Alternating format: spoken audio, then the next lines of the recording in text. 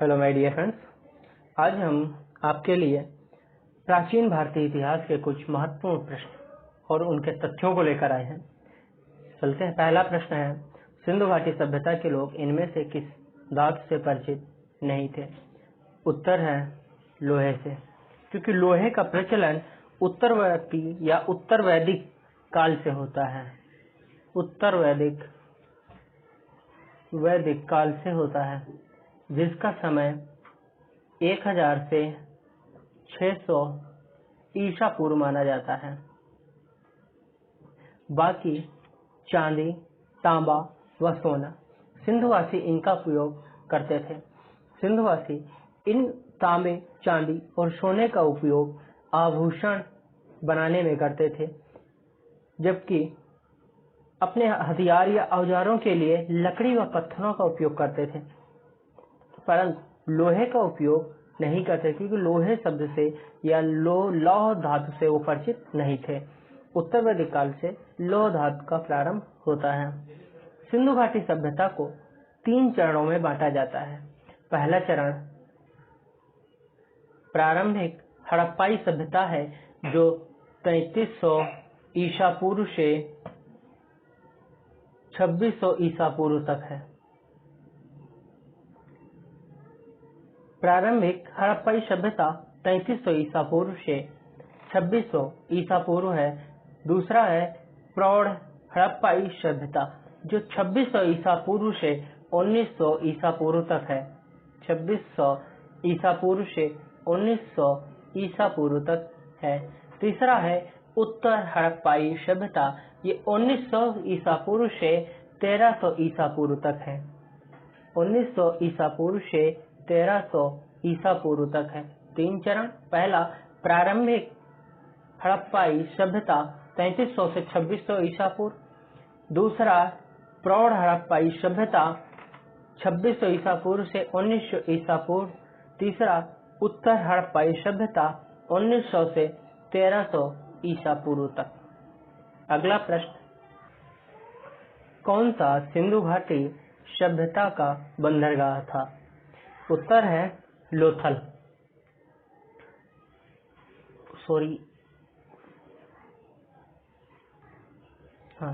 उत्तर है लोथल। लोथल गुजरात के अहमदाबाद जिले में स्थित है। यह साबरमती व भोगवा नदी के मध्य स्थित है। लोथल साबरमती व भोगवा नदी के मध्य स्थित है, परंतु अगर तट पूछा जाए तो भोगवा नदी का तट है। भोगवा नदी के तट पर स्थित है। लोथल की खोज R.S. राव ने किया था। R.S. राव ने सन 1954 में किया था। 1954 में किया था। R.S. राव ने 1954 में लोथल की खोज की थी।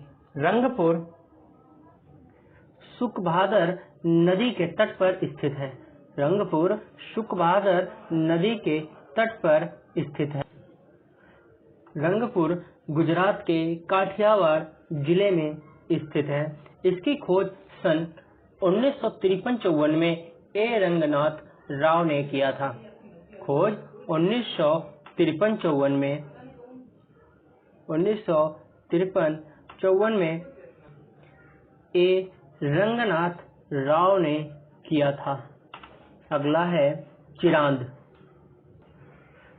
चिरांद बिहार के सारण जिले में स्थित है। इसकी खोज 1960 में B.P. सिन्हा ने किया था। इसकी खोज 1960 में B.P. सिन्हा ने चिरांद इसकी खोज 1960 में B.P. सिन्हा ने किया था। यह गंगा नदी के किनारे स्थित है।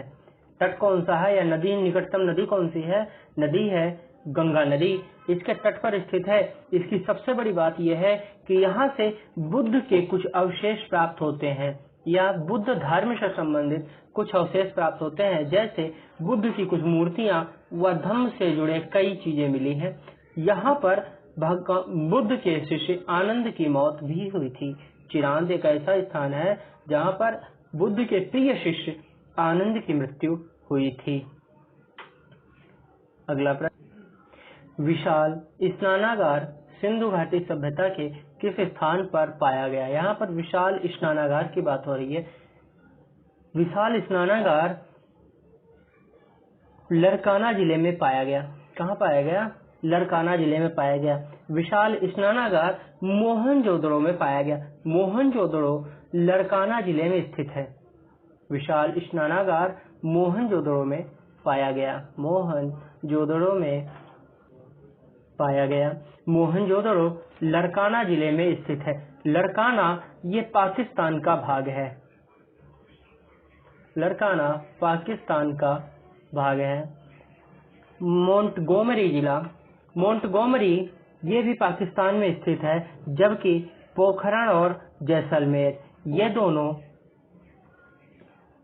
भारत के राजस्थान में स्थित है। पोखरण और जैसलमेर दोनों राजस्थान में स्थित है। पाकिस्तान में लरकाना व मोंटगोमरी जिले स्थित हैं। विशाल स्नानागार मोहनजोदड़ो में पाया गया। मोहनजोदड़ो पाकिस्तान के लरकाना जिले में स्थित है। अगला प्रश्न है, सबसे पुराना वेद कौन सा माना जाता है? उत्तर है ऋग्वेद। ऋग्वेद को सबसे पुराना वेद माना जाता है। इसमें 10 मंडल, 10-28 सूक्त तथा 10,462 मंत्र हैं। 10,462 मंत्र हैं। इसमें या ऋग्वेद में कुल 33 देवी देवताओं का उल्लेख किया गया है, जो प्रमुख हैं। ऋग्वेद में 33 देवी देवता का उल्लेख किया गया है। अगला प्रश्न, हाँ, सबसे पुराना ऋग्वेद, सबसे बाद का अथर्ववेद है।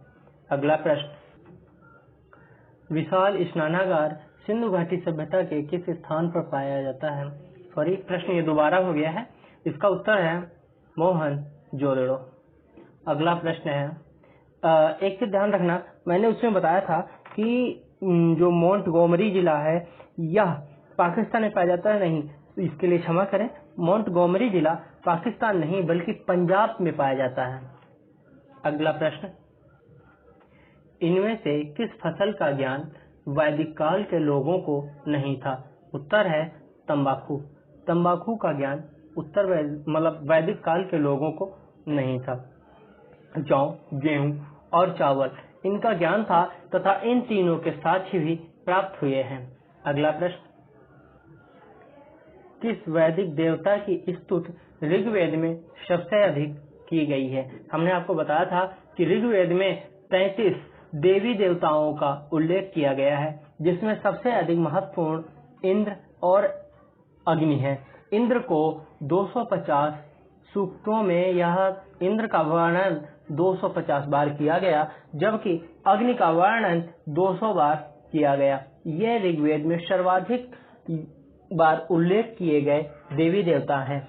वहीं पर रुद्र का 3 बार और वरुण का उल्लेख नहीं है, परंतु वरुण के लिए 7वां मंडल उपयोगी है। 7वां मंडल दिया गया है। 7वें मंडल में वरुण देव का उल्लेख किया गया है। वरुण को जल देव या माया का देवता बोला गया है। याद रहे, ऋग्वेद में माया का देवता किसे बोला गया है? ऋग्वेद में माया का देवता या जादू टोने का देवता वरुण को बोला गया है। अग्नि को मनुष्य व देवताओं के मध्य संबंध स्थापित करने वाला या फिर मनुष्य और देवताओं के सहायक के रूप में भी देखा जाता है। इंद्र को दुर्गहंता या युद्ध के देवता के रूप में जाना जाता है। अगला प्रश्न, जैन धर्म के पहले तीर्थंकर का नाम है? उत्तर है ऋषभदेव। ऋषभदेव जैन धर्म के पहले तीर्थंकर हैं, जबकि अरिष्टनेम 22वें, पार्श्वनाथ 23वें और अजितनाथ को दूसरे तीर्थंकर के रूप में जाना जाता है। 24वें कौन है? महावीर स्वामी। जैन धर्म में कुल तीर्थंकर कितने हुए? जैन धर्म में कुल 24 तीर्थंकर हुए, जिसमें पहले ऋषभदेव, दूसरे अजितनाथ, 24वें महावीर स्वामी हैं, जबकि पार्श्वनाथ 23वें और अरिष्टनेम 22वें हैं। ये 5 के 5 जैन धर्म के लिए महत्वपूर्ण है, कोई भी इनमें पूछा जा सकता है। अगला प्रश्न है, महावीर स्वामी का प्रमुख शिष्य कौन था? यहाँ पर प्रमुख शिष्य पूछा गया है। प्रमुख शिष्य जमाली थे। जमाली महावीर स्वामी के दामाद भी थे, जबकि राहुल उनका पुत्र था। कौंडिन्य वो ब्राह्मण थे जिसने महावीर स्वामी के जन्म के समय उद्घोषणा किया था। एक ब्राह्मण थे। देवगुप्त का संबंध महावीर स्वामी से नहीं है, क्योंकि देवगुप्त का संबंध गुप्त वंश से है। किससे है? गुप्त वंश से है।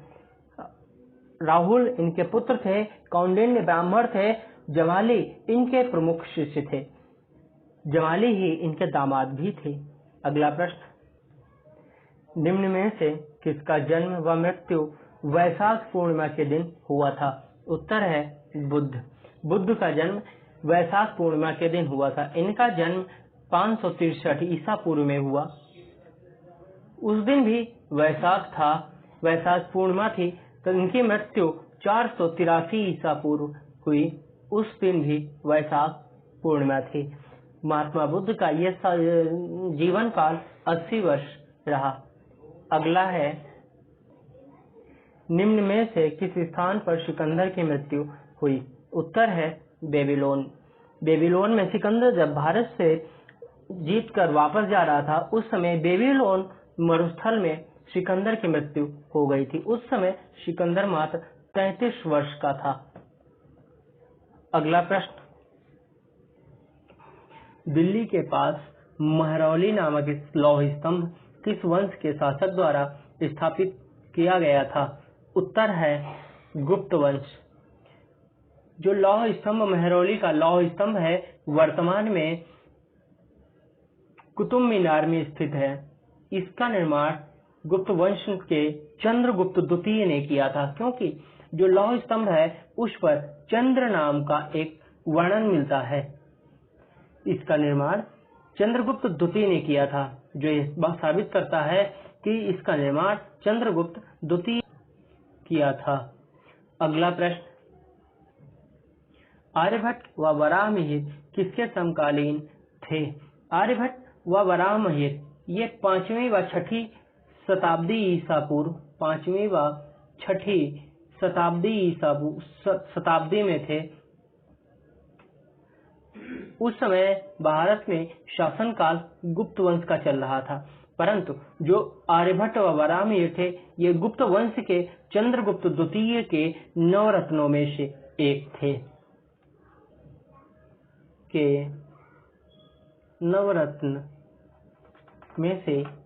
थे।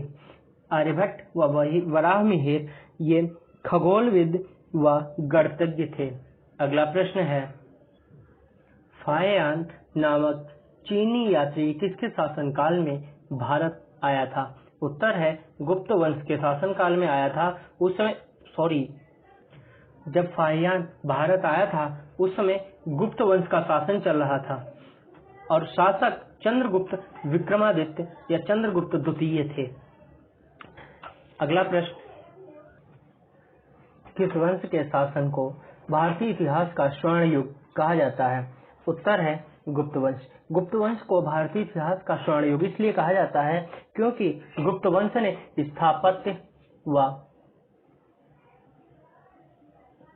स्थापत्य जैसे स्मारक या मंदिर इनका निर्माण करवाया, साथ ही साथ चित्र, गुफाएं आदि का भी निर्माण करवाया। गुप्त वंशों ने भारतीय संस्कृति का विशेष ध्यान दिया था, इसीलिए गुप्त वंश को भारतीय इतिहास का स्वर्ण युग कहा जाता है। अगला प्रश्न, भारतीय नेपोलियन किसे कहा जाता है? उत्तर है समुद्रगुप्त को। समुद्रगुप्त को भारतीय नेपोलियन इसलिए कहा जाता है क्योंकि समुद्रगुप्त ने दक्षिण भारत को जीतने का प्रयास किया तथा कुछ हद तक उसे जीता भी।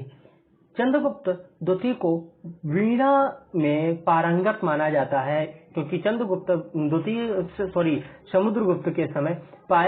समुद्रगुप्त के समय के पाए गए सिक्कों में समुद्रगुप्त को वीणा वादन करते हुए दिखाया गया है। अगला प्रश्न है, किस दक्षिण भारतीय शासक ने हर्षवर्धन को नर्मदा नदी के किनारे पराजित किया था? उत्तर है पुलकेशिन द्वितीय। पुलकेशिन द्वितीय ने हर्षवर्धन को नर्मदा नदी के किनारे पराजित किया था। यह चालुक्यवंशी राजा थे। अगला प्रश्न, हर्षवर्धन के साम्राज्य की राजधानी कहाँ थी? उत्तर है कन्नौज। पहले थानेसर थी, परंतु हर्षवर्धन जब सिंहासन पर बैठा तो अपनी राजधानी कन्नौज स्थानांतरित कर लिया। अगला प्रश्न, चीन का प्रसिद्ध धार्मिक विद्वान ह्वेन-सांग किसके शासनकाल में भारत आया था? उत्तर है हर्षवर्धन के शासनकाल में भारत आया था। अगला प्रश्न,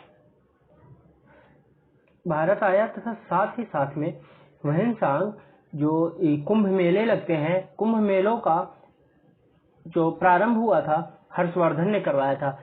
इन कुंभ मेलों में प्रयागराज में जो सबसे बड़ा कुंभ मेला आयोजित किया गया था, ह्वेन-सांग ने प्रयागराज के कुंभ मेले में भाग लिया था। अगला प्रश्न, पहला मुसलमान जो अरबवासी था अर्थात पहला मुसलमान आक्रमणकारी कौन था? 712 ईस्वी में आने वाला पहला अरब आक्रमणकारी था जो मुसलमान था, यह मोहम्मद बिन कासिम था। मोहम्मद बिन कासिम ने 712 ईस्वी में भारत पर सबसे पहले आक्रमण किया था। आज का सेशन यहीं पर समाप्त होता है। उम्मीद है आज का क्लास आपको अच्छा लगा होगा। अगर अच्छा लगा है तो प्लीज लाइक, शेयर और सब्सक्राइब कीजिए। धन्यवाद।